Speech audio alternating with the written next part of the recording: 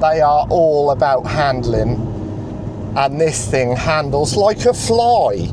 You see how a fly goes in your room or in wherever you are? You see a fly go do, do, do, do, do, do, do. Well, this thing does that. I don't know how it does it. Oh, the noise.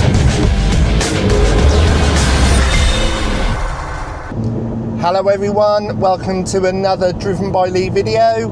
This video is all about the outstanding Lotus Emira, in particular the 3.5 litre V6 supercharged one with a manual. In my opinion, the one to have. This thing is crazily good.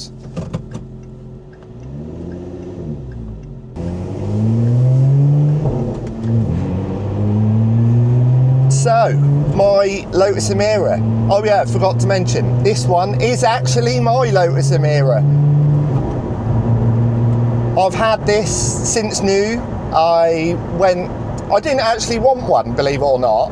I wanted an Alfa Romeo 4C, but for various reasons couldn't find the one I wanted. It all ended up being a complete drama. Then my other half, Michelle, said, oh, what about a Lotus? And I genuinely never gave Lotus a thought. And I thought, yeah, Lotus Emira, a lot more money than a 4C. So off to the factory we went. We met the legendary guy, Scott Walker. If you know Lotus, you'll know Scott Walker. Went for a test drive in one, absolutely blew my mind. So I said, Scott, build me one, whatever it takes, I've got to have one, build me one. So a few months later, I'm not even sure how long it was, 3 or 4 months later possibly, my Lotus Emira arrived. Scott was great at the factory, the Lotus factory. I had various Lotus tours, Lotus factory tours. It was a real great thing. And then, yeah, and then here we are. There are several engine choices, this one being the V6, which I think is the one to have, and it's supercharged. It's the Toyota engine that Lotus have then got, changed a few bits on it, changed the tune, put a supercharger on it, and put some of that Lotus magic on it, and they really have. I absolutely love it, especially with the manual. That manual, I'm always looking for excuses just to change gear. It's like a rifle bolt. So I had this now just over a year. I've done 7,000 miles in it. I've been everywhere, Switzerland, France, Germany, Scotland, you name it, I've been there. Any excuse to get in this and drive it. It's got just over 400 brake horse. I'm not actually too sure of the numbers, but it's enough. 400 brake horse, I think. Does 180 top end, 0 to 60 in 4 seconds. But if you know Lotuses, you'll know Lotus are not about necessarily outline speed. They are all about handling. And this thing handles like a fly. You see how a fly goes in your room or in wherever you are? You see a fly go do, do, do, do, do, do. Well, this thing does that. I don't know how it does it. Oh, the noise.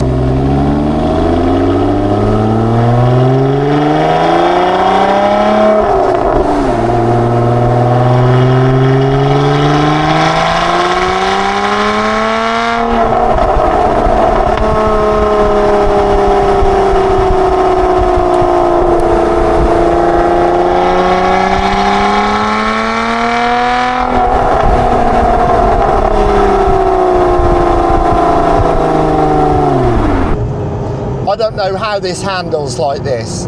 It's like it's on rails. You can feel everything through the steering, and I mean everything, every little stone. The steering wheel is so responsive, it's constantly talking to you.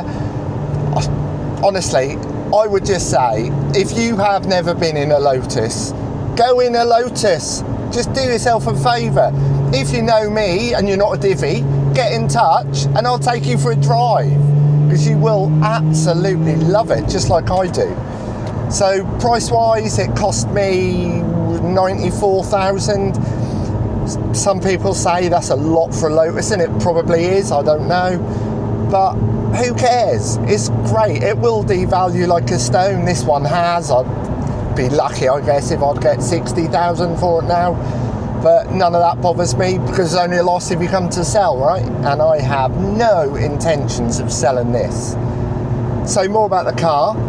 This one is Seneca Blue, which I think is the best colour for one, with the Alcantara and leather seats, yellow stitching, diamond cut alloys, yellow brake calipers that complement the yellow stitching really well.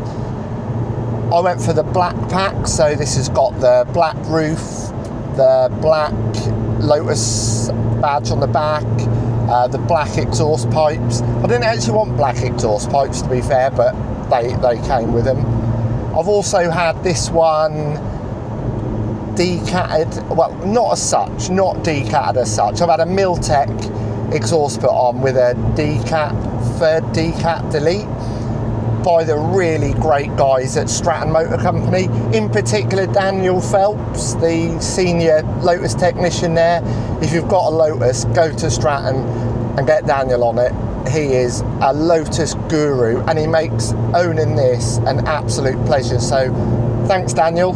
I know you're watching this. Thank you. Some of the extras that the car's got, or not extras necessarily, they're standard. It comes with Apple CarPlay. Apple CarPlay in a Lotus. People who've owned Elises would, I guess, only dream of that. Comes with that. It doesn't come with any of that nonsense ADAS. So it doesn't tell you if you're going too quick, doesn't tell you if you've departed lanes, doesn't do all that nonsense that kills modern cars in my mind. It's just an old-fashioned two-seater sports car. And that, oh, the handling. Oh, I just love it, honestly.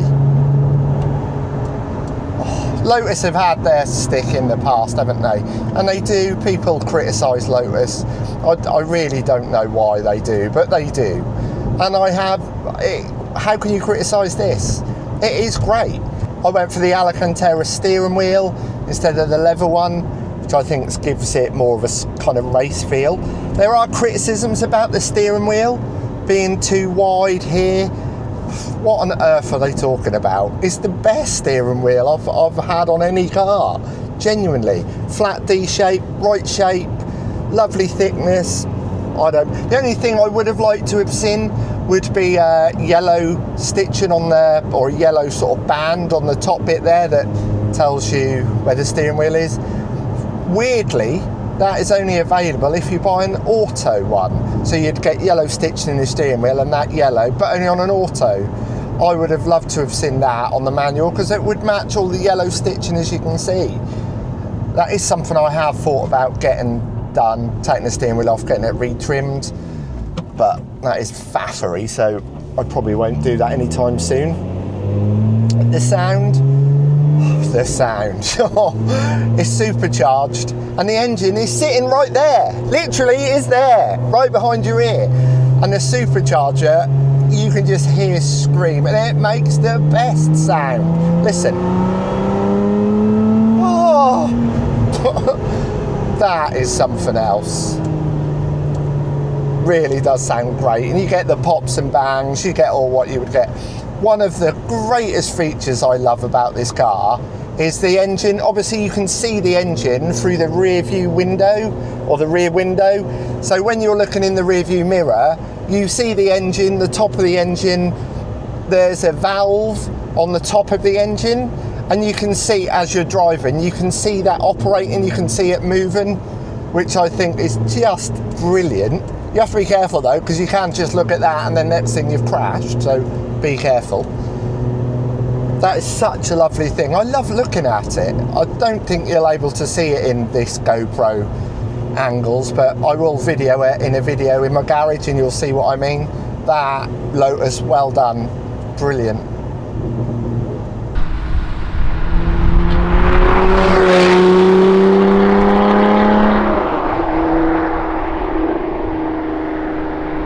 There was 2 packs with this. you could go for the race pack or the touring pack. Now the only difference there, but it is a big difference, the only difference there is the suspension and the tyres.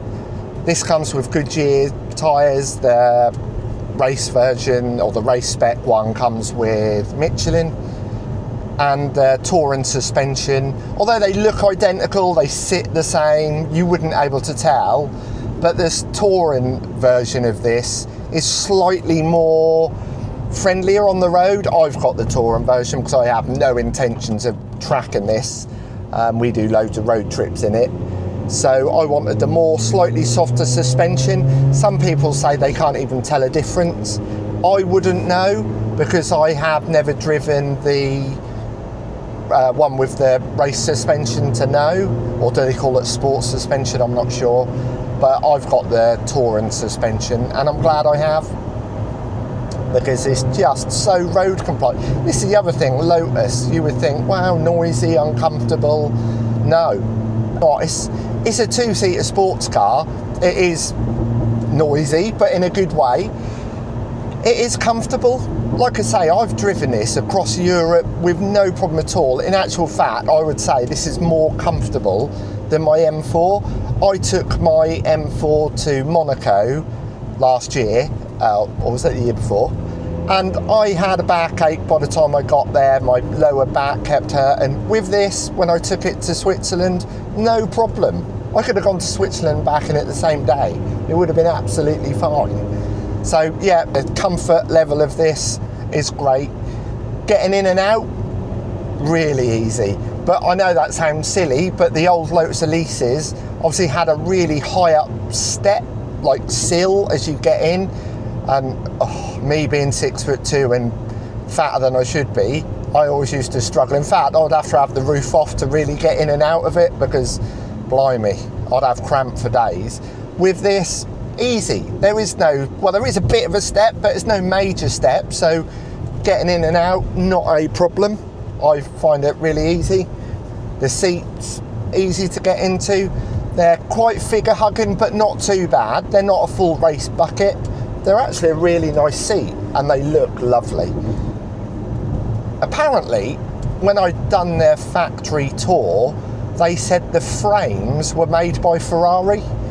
I can't remember actually who told me now, but somebody told me that the frames for the seats were made by Ferrari, which is good in my book, and then Lotus put their magic and done the trim. Brakes. The brakes are great. They're not carbon ceramics or anything like that. Not that you would need it on this, I don't think. I've never had an issue. I've driven it fast, and I have driven it very fast. Never had an issue, so brakes do everything they do. And unlike some cars like GT3s, like my GT3 in particular, which makes loads of brake noise, this makes none. It doesn't squeak. It's just great, so that's a good sign.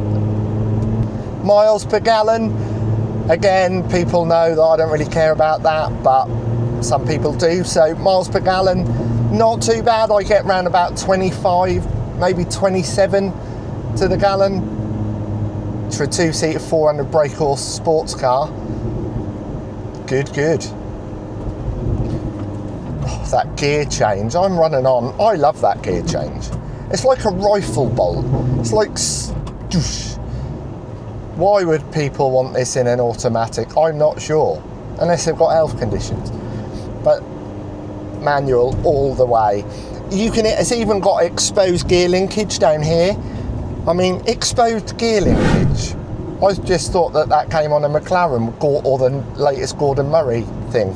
But no, Lotus, exposed gear linkage, and it lights up. It lights up. Wow. I love that. I'm such a nerd, but I love that. I will do, when I do the walk round or the interior thing, I will show you that. That's a thing to behold. You can't see it when you're driving, but you just know it's there, and that's good enough for me. Service costs, surprisingly not too bad. I've had this serviced twice. It's now done 7,000 miles. I had it serviced, the first service I had done was when it reached its running in period at 1,000 miles. Some people say you don't need to but mechanical sympathy, I wanted it done. So again, Daniel, the main man at Stratton, done it for me, done an oil change, so that was all good. Then I had its first annual service when it was a year old, and I can't even remember how much it cost, so I know it couldn't have been too bad. Service intervals are very good as well, every year. I doubt you would reach the mileage, so every year is absolutely fine. The build quality, Lotus often gets slated for build quality.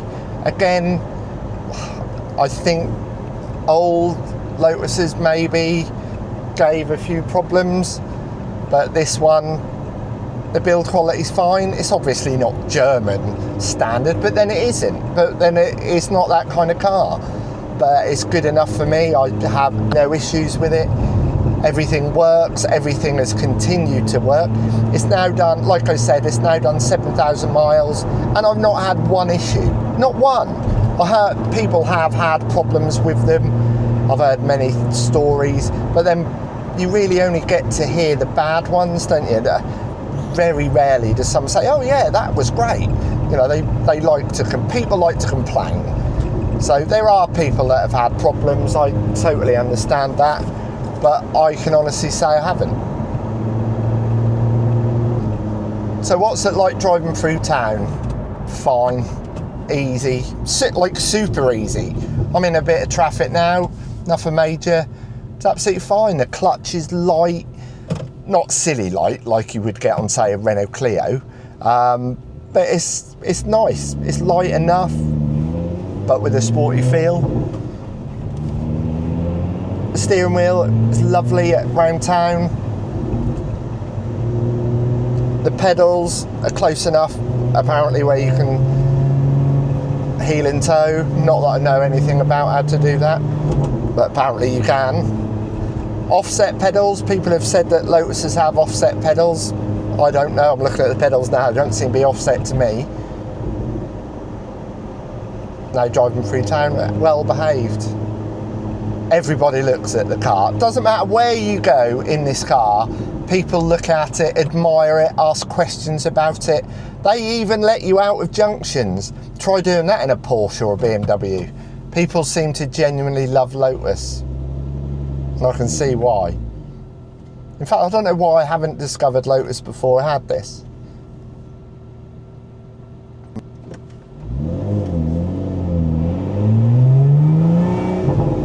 Oh, that exhaust. Oh, yes.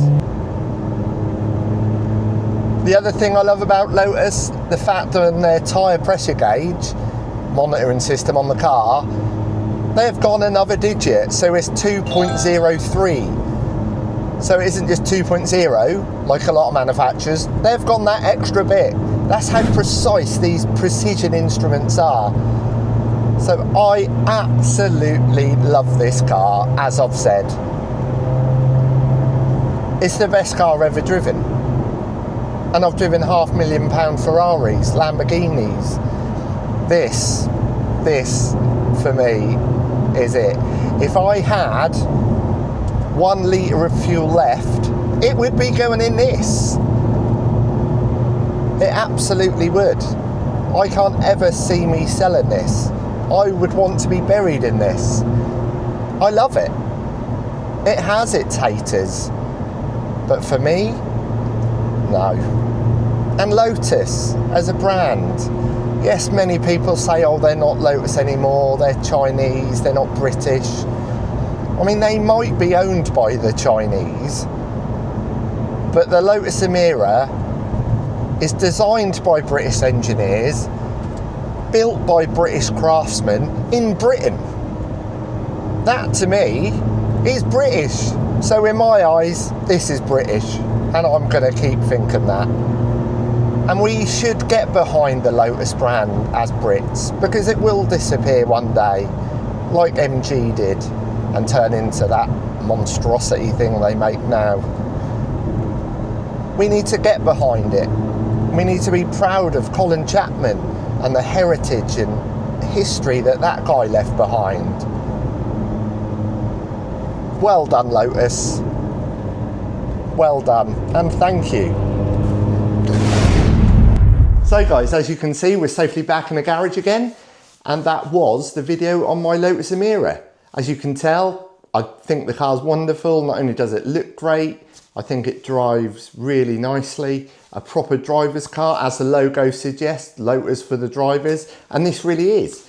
So that said, I think we need to make the most of these cars, because they won't be around forever. We won't be allowed to drive these kind of cars forever. We'll be in Chinese electric milk floats and other boring things. So let's make the most of these while we can. And that wraps the video up. If you could like and comment in the comments below, I'd love to hear your experiences of Lotus. And if you could subscribe to the channel, that would be fantastic too. And I will see you on the next one, because there's plenty more to come. Thank you.